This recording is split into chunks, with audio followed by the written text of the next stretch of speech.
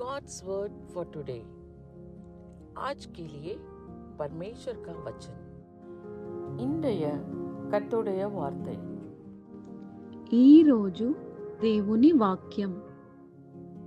Therefore, since we are receiving a kingdom that cannot be shaken, let us be thankful and so worship God acceptably with reverence and awe.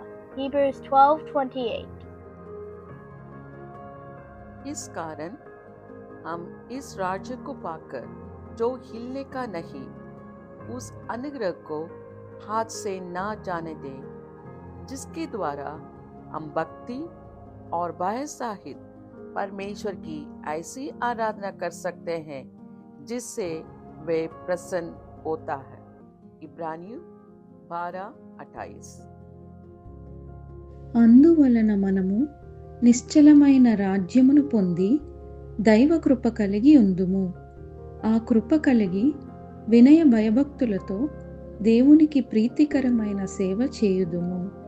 హెబ్రీలకు రాసిన పత్రిక 12వ అధ్యాయం 28వ వచనం. ஆதலால் அசைவில்லாத ராஜ்யத்தை பெறுகிறவர்களாகிய நாம் பயத்தோடும் பக்தியோடும் தேவனுக்கு பிரியமாய் ஆராதனை செய்யும்படி கிருபையை பற்றிக் கொள்ள கடவோம். எபிரேயர் 12:28.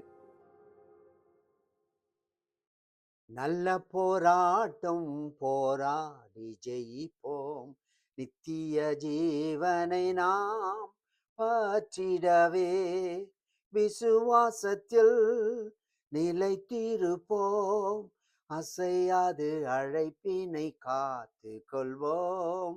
கிருபையிதே தேவ கிருபையிதே தாங்கி நடத்தியதே,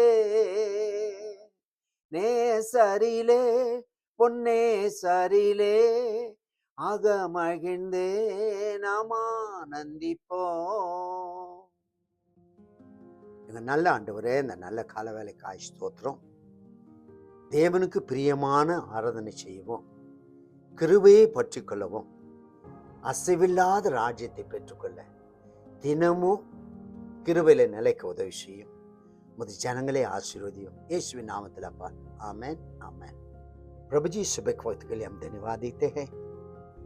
हमें प्रभु युगान युग तक रहने वाले ना हिलने वाले उसी राज्य को तू हमें देने वाला है.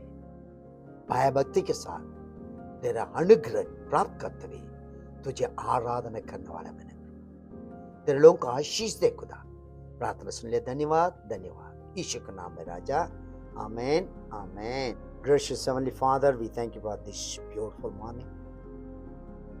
Thank you, Lord, that you are going to give us a kingdom that cannot be shaken. Help us, Lord, to offer acceptable worship unto you with all reverence. Bless your people. Thank you for listening our prayers. In Jesus' name we pray. Amen. Amen. God bless you all. Have a blessed day. Amen. Amen.